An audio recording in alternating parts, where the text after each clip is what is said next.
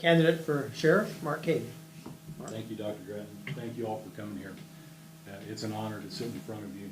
My wife, Carolyn, is here to support me, and my parents, Richard and Marilee. I appreciate you guys as well. Thank you. You know, I'm just grateful to be here. I started public service back in 1983. Wow, I'd like to say 1993. 1983, when I swore to uphold the Constitution and to defend the United States. I've been serving for over 33 years, faithfully, and I'm not done yet. I don't want this to be the end for me to retire in December and move on to something else. You know, I've been accused of having a hidden agenda. I have an agenda. It's not a hidden agenda.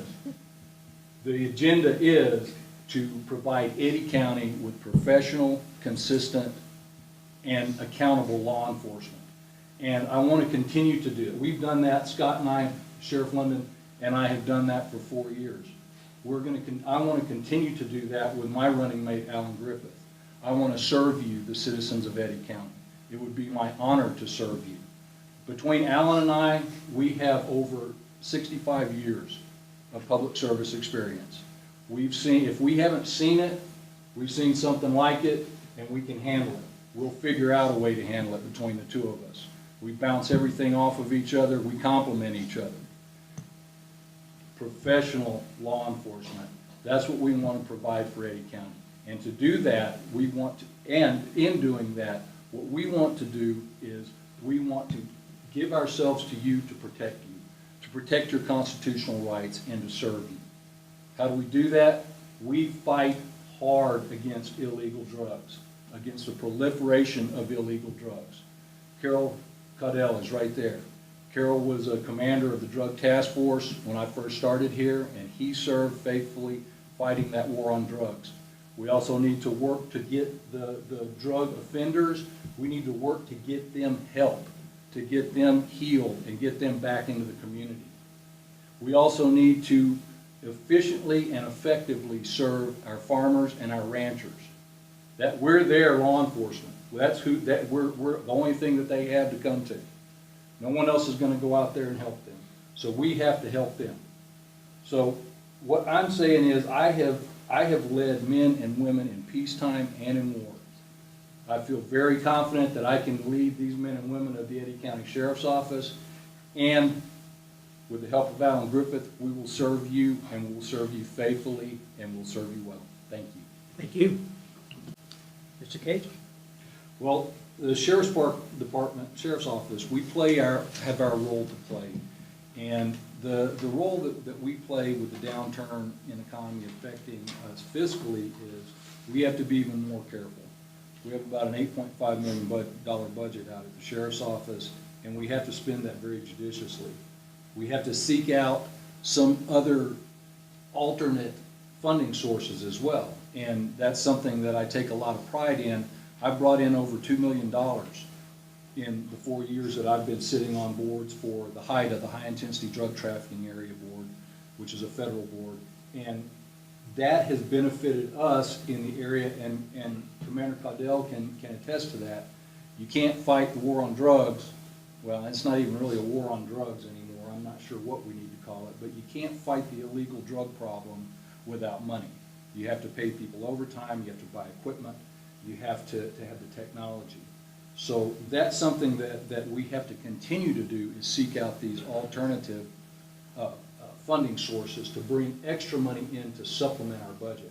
I haven't been able to buy any law enforcement vehicles this year, any police cars to put out on, and that's not a knock on Susan and Stella, I understand. Nobody's getting any capital money right now. We're waiting patiently. Fortunately, our fleet is okay right now, but we have to try and get it going again. We also have to be cognizant of, and I'm getting the 30-second card, so I'll be quick. We have to be cognizant that with the downturn in the economy, we have an upsurge in criminal activity. One thing that we have done, and Captain Griffith, my running mate who will be my undersheriff, has done, is we have rejuvenated our oil field investigation program. We have a detective that is specifically assigned to investigating oil field crime, and we have added another, it's not another position, it's an assignment of a detective who investigates specifically ranching, farming and ranching issues, because we have such a problem with that. So with the downturn in the economy, we're seeing a lot of oil field issues going on, and we're seeing a lot of cattle killing, cattle thievery, things like that. We're working on that, we're fighting that, and that's something that we have to do. But anyway, we see these people struggling out there that had jobs and lost them. And they're gonna make decisions that they might not normally have made, and we have to be understanding of that, we have to be compassionate, but we also have to respond to that as the sheriff's office. Thank you. Mr. Cage? I'm kind of like Lori, I don't have a huge say-so in employment in Eddy County except for who works at the sheriff's office. And, but I do agree with Mr. Townsend in the fact that you dance with who brung you. And oil and gas, huge here in Eddy County. We have to continue to focus on keeping it oil and gas friendly area, like with the mayor's oil and gas summit. That's a big deal. We have to think about the mining. The mining industry is still here, and it's just another extraction industry. And I guess that's what we need to think about is the extraction industries. That's who we need to be looking at. But there's other things going on in Eddy County, and we have an enormous ranching community that is very underappreciated, I'm finding out. And we need to continue to, and as a sheriff's office, that's one thing that we have committed to, is providing the proper law enforcement and the proper understanding of the industry to help them out. Because I tell you what, they all pay their taxes, and they all pay a lot of taxes. So we need to provide them the same kind of enforcement and attention that we provide the oil and gas industry. The other thing that I see, and I'm very excited to see it happening, is commerce. We've had, you know, I sit on the Chamber Executive Board, and it's so great to be there with Susan and John watching some of the things that happen. And right across the street from me, we've got all these new clothing stores opening up. And it's great to not have an eyesore of an old building sitting there. So that's going to employ some people. McAllister's in Carlsbad and in Artesia, they've opened up more jobs for people in Eddy County. A lot of young people going to start out their careers and getting through college and doing different things. So I think we need to continue to focus on commerce, and we need to continue to bring new businesses into Eddy County as far as retail businesses, food service businesses. But I'm just a cop, and that's my 2 cents. Thank you, sir. Mr. Cage? Yes, sir. Thank you for the question. We've already got legalized marijuana. Somehow the medical marijuana law got turned into, I mean, anyone in here, I can qualify for it. I'm pretty sure that almost anyone in here could come up with a reason to qualify for it. If you look at the list of, you know, if you've served in the military, PTSD, chronic pain, who in here isn't hurting right now? You know, I mean, so we're already dealing with an issue with the legalized medical marijuana. Now, and I've come full circle on this because originally, I mean, all my cop friends in here, fellas, who would you rather deal with? Somebody drunk or somebody high on weed? I'm a weed, right? They're usually more mellow people. And alcohol is legal, right? Alcohol is a legalized drug. And so I used to think, well, why not? Just go ahead and legalize it. Let's tax it. Let's make millions of dollars off of it for the state and the United States. Let's just do that. But we've watched what's gone on in Colorado, and the homeless population has exploded. They're having sanitation issues. They're having health issues. And this coincidentally happened when they legalized recreational marijuana. Now, is that the reason for it? I don't know. I'm not there. I can't tell. They're also having issues with the banks cannot accept the money. So now you have a whole other racket with people who are laundering this money, holding this money, And it's becoming an issue. And sure, we can make money off a lot of things in this state, a whole lot of things. We already have the great honor of having a city in this state that has the highest heroin addiction rate in the nation, as well as the highest teen pregnancy rate in the nation. We can legalize a whole lot of things and make a lot of money and be all happy and supposedly, but at what cost? And so I can't support legalized marijuana. It just doesn't make sense to me. Thank you, sir. Mr. Nicholas, would you like rebuttal? Nothing. Okay. Mr. Cage? Well, I would eradicate crime in Eddy County. That's not really a practical answer, and as pie in the sky as it sounds, it's not going to happen. I want to continue to have a profound effect on illegal narcotics being sold, being transferred through, being passed through Eddy County. I want to continue to have that huge impact. The FBI came out with statistics that 80%, get this, 80% of all crime, I'm talking all crime, can be traced back to its root of illegal drugs, illegal narcotics, and their use. The New Mexico District Attorneys Association is now saying they have evidence that it could be as high as 90% in New Mexico. So where should we focus 90% of our law enforcement efforts? Fighting drugs, right? Well, but then who's going to go to your house when you call 911 and you've got an issue that needs to be handled that isn't drug related? So we have to find a balance. But that's something that I definitely take a lot of pride in is how we have, and people like Carol Caudell has had a huge effect on this fight against illegal drugs in Eddy County. And I guess if there's one thing, if I had to pick one thing, there's a number of things that I really feel like I would like to work on.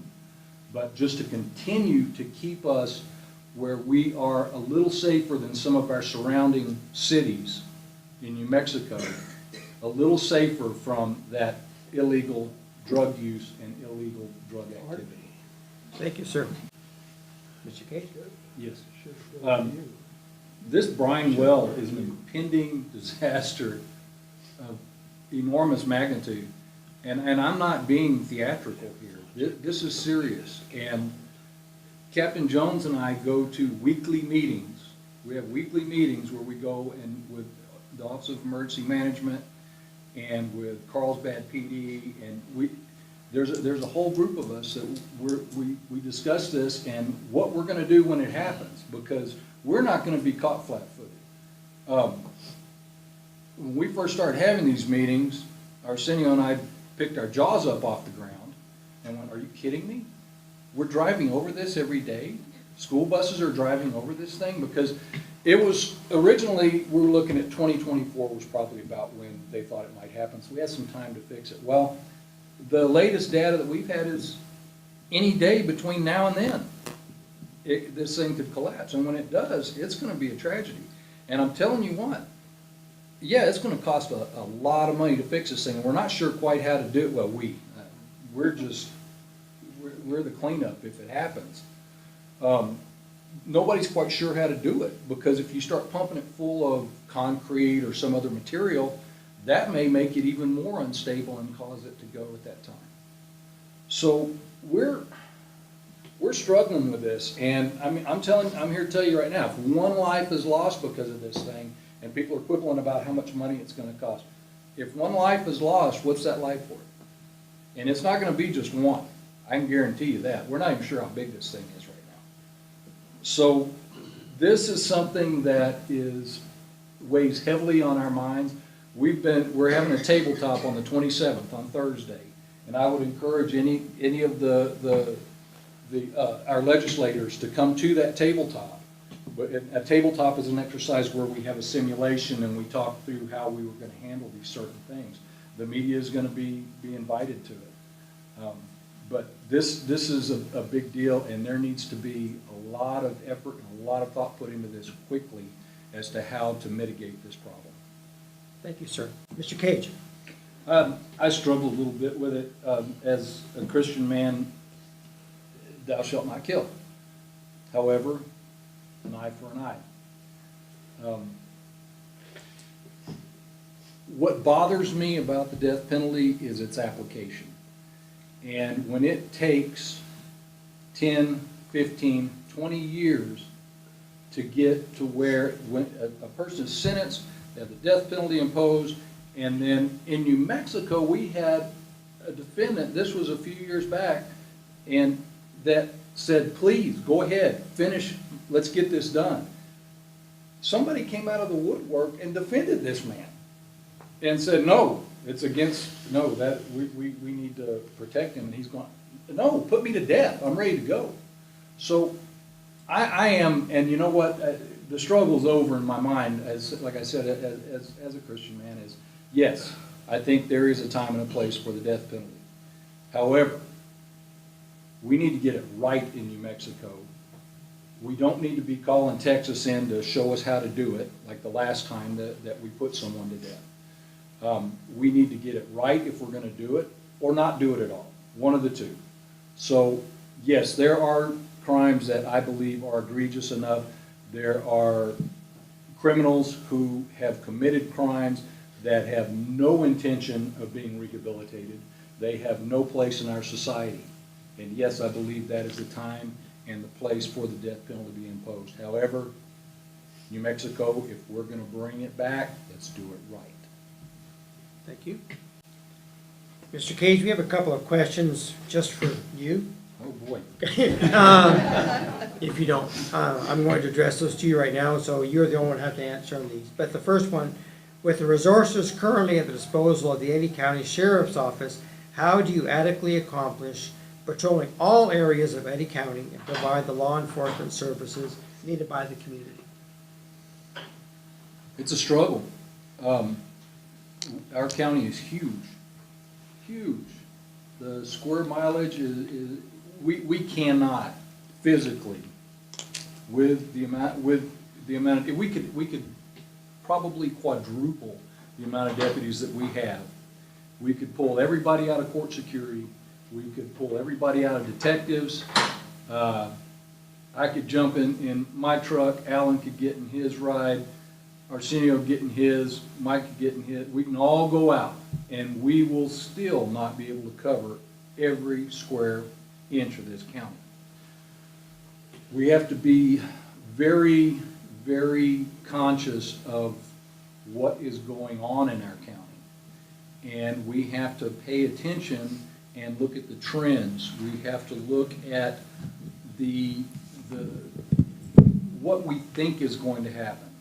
A lot of times, unfortunately, and it's just the nature of the beast, we end up being reactive and not proactive. And that's just the sad truth of a sheriff's office in a large county.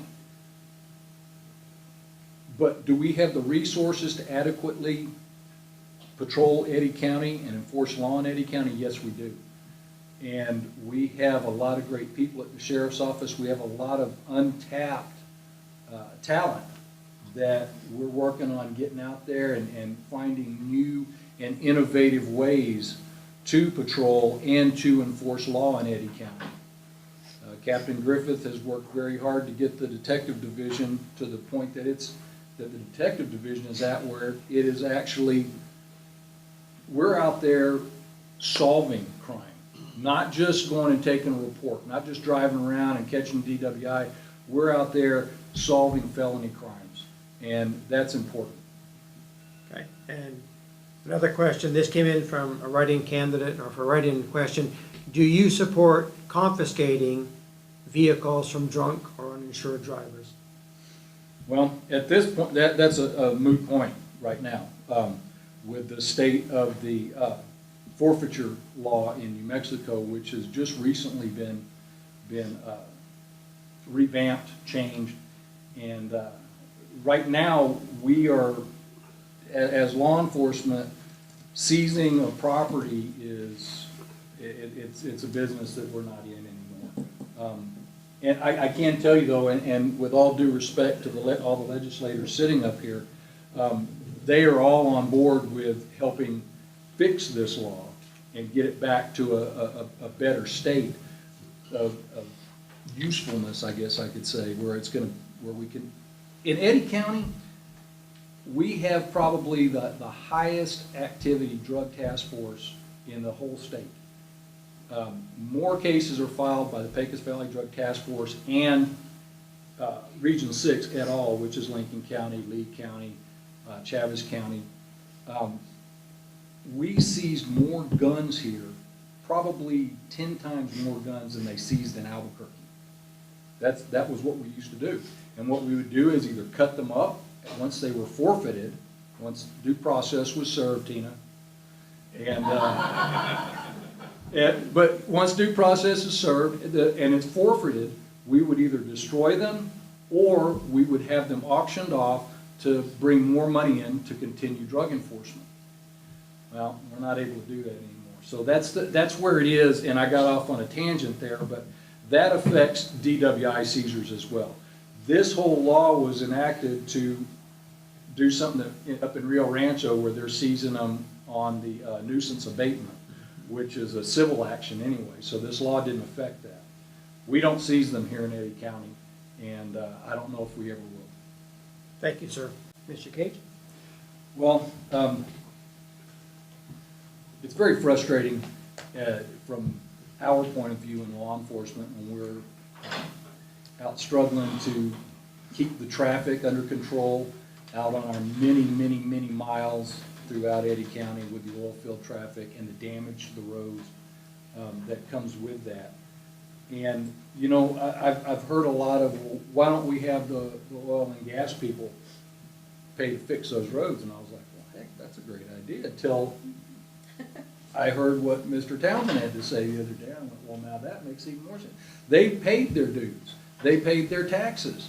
They paid what they were supposed to pay, just like all of us do, and they've already been held accountable. That money coming back needs to come back from Santa Fe to fix our roads. I get that.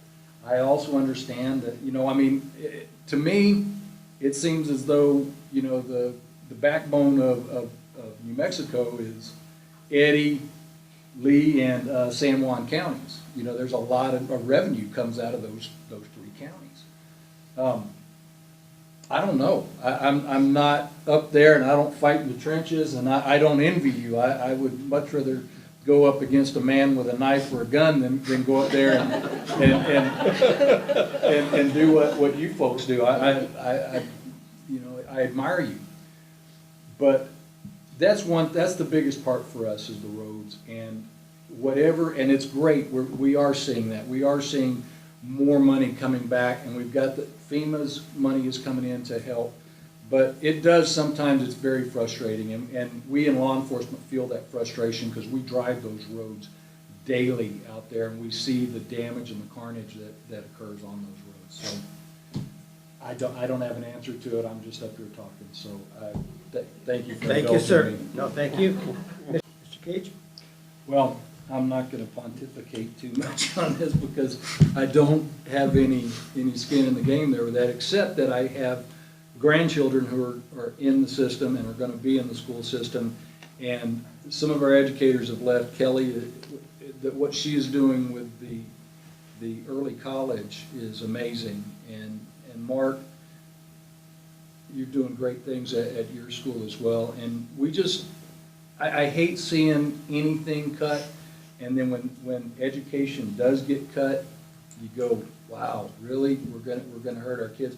But listening to what Jim is saying and the fact that the administrators were on board, they knew what was coming. Everybody's tightening their belt up right now. And so I admire, I've always admired educators for doing so little or so much with so little. And so I hate seeing them get cut, but we're all getting cut right now, and it's a sad deal. And hopefully we're going to get our revenues moving back up, which I know we will, and we're going to be on the right track again. So that's my 2 cents. Thank you.